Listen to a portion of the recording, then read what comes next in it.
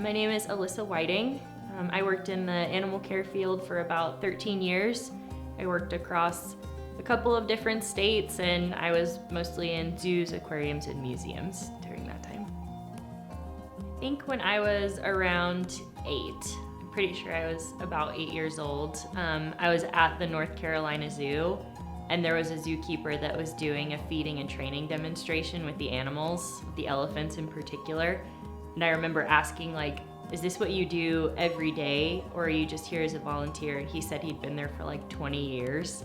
And that's when it clicked in my mind. I was like, this is something I can actually do with my life for a job. 3 ears! Trump! Trumpet! All right, good girl! Oh. I can't even put into words what it's like after you've gone to this place and you've seen these animals and you feel like you've grown up with them, but you've always kind of seen them on the other side of an enclosure, and then you're this far away from them, just between a mesh screen, and like they're seeing you as like you're a person in my area, not just, oh, I'm walking through my enclosure and there's visitors on the other side. Like, they're seeing you as somebody who's here to help them. So it was a really incredible experience. Training in particular is really special to me because I think that it is so instrumental in how we take care of animals, people too, but I just think that it's so important, and so that's like something that is very, very like close and special to me.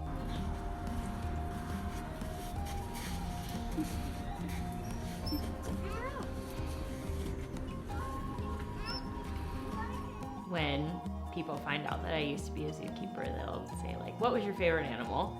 And for a really long time, even when I was working as a zookeeper, I would not answer, and I would just say whichever one I'm looking at. Because like, it's so hard to choose because you love them all for so many different reasons. So it's tough to choose. It's probably like a mom choosing their favorite child. You're like, oh, but I love them all so much. But with that disclaimer aside, I think probably my favorite animal group to work with would be pigs.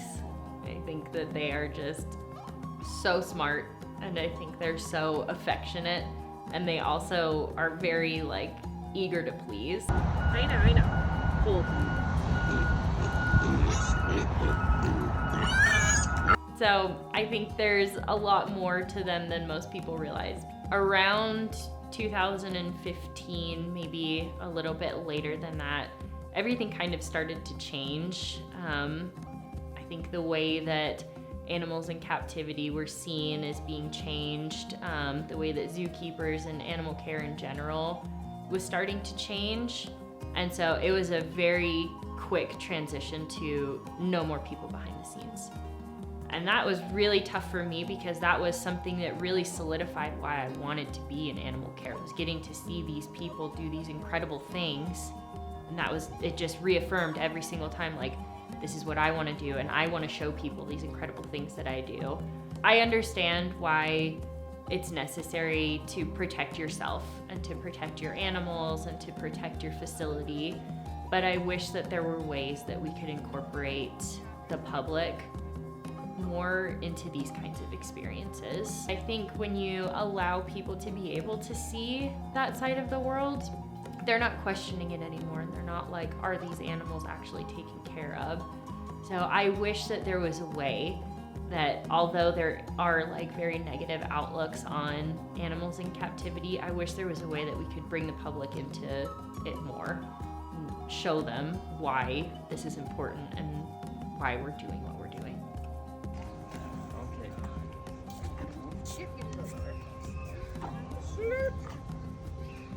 Nice, good job.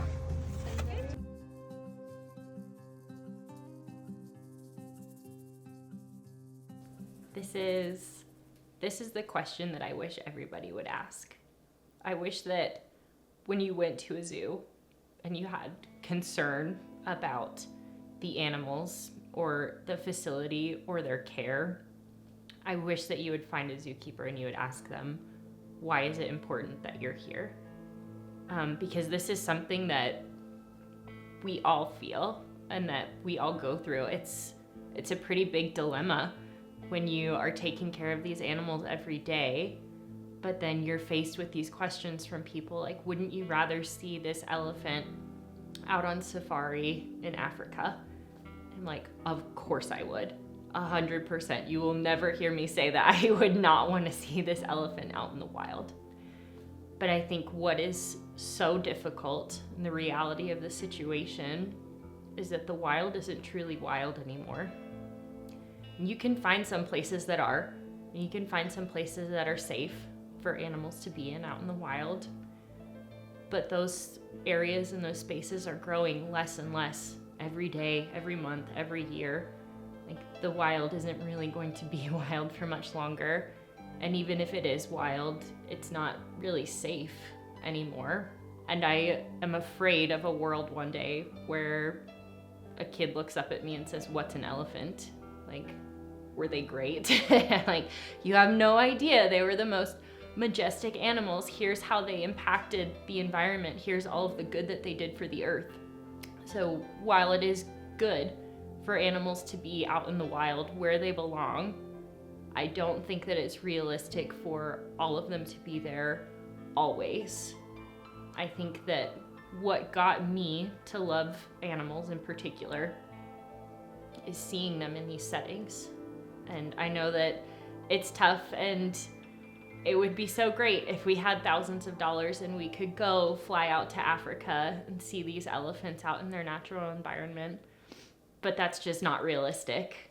But it's also on us to make sure that their sacrifice of being in captivity essentially isn't in vain. So we are here to give them the very best lives that we possibly can. You know, it's tough. I'm sure they would rather be out running around in a grassy plain. But at least here they have a meal plan. They have a healthcare plan. They have no poachers. They have 24-hour security taking care of them. Anything that they could possibly need would be taken care of. And then hopefully all of their wants. I know animal wants is a slippery, like, anthropomorphic slope. But every zoo that you're going to find, any reputable zoo, every good zoo essentially out there, is going to have a really great enrichment and training program to make sure that they're not just healthy, but they're also mentally stimulated, and that they are also having things that are put into their environment every day that would simulate being out in the wild. We can get as close as we possibly can to wild nutrition.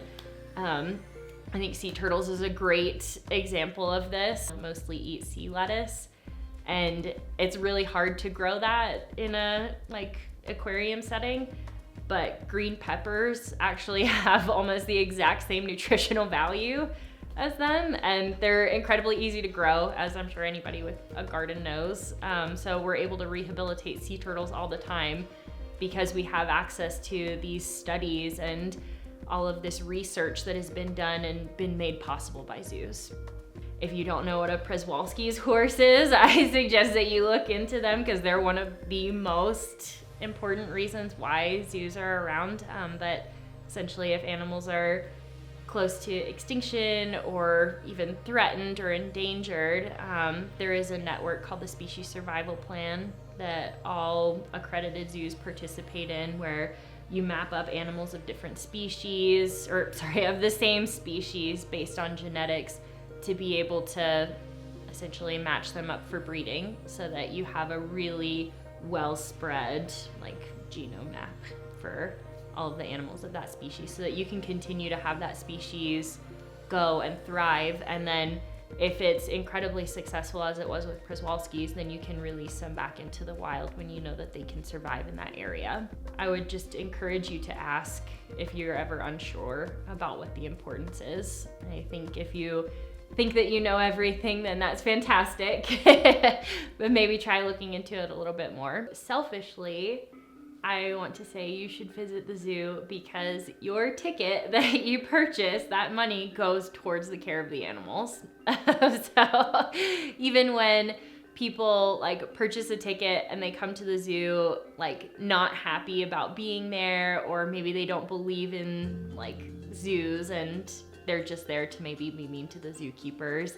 I always thank them for purchasing a ticket, because even though they might not want to be there, their dollars are actually helping us take better care of the animals. So selfishly, I would say that's why people should go to the zoo. But I think on a deeper level, I think that it's always good for people to have awareness of what is going on in the world. And I think it's impossible to go to the zoo and be 20 feet from a rhino and not feel like incredible respect for this animal and compassion for this animal and go, what can I do to help conservation efforts for this animal? You can go learn about the bomb-sniffing rats in Africa and like the dolphins that locate mines underwater. Like, these are all really great examples of things that started in zoos and then have led to worldwide animal conservation and also help humans by doing so. Selfishly, you should go so that you can support the zoo and so that we can get more money to be able to provide better experiences for our animals, because maybe we don't get to do exciting foods that they want all of the time, but if we get a little bit of extra money from a donor, we can bring in something that is new and exciting for them. But you should also go for you, and you should also go for any future generations that you may have, or any friends that you may have that maybe just could use some more education on what else is going on in the world right now and how can I help with the things that are going wrong.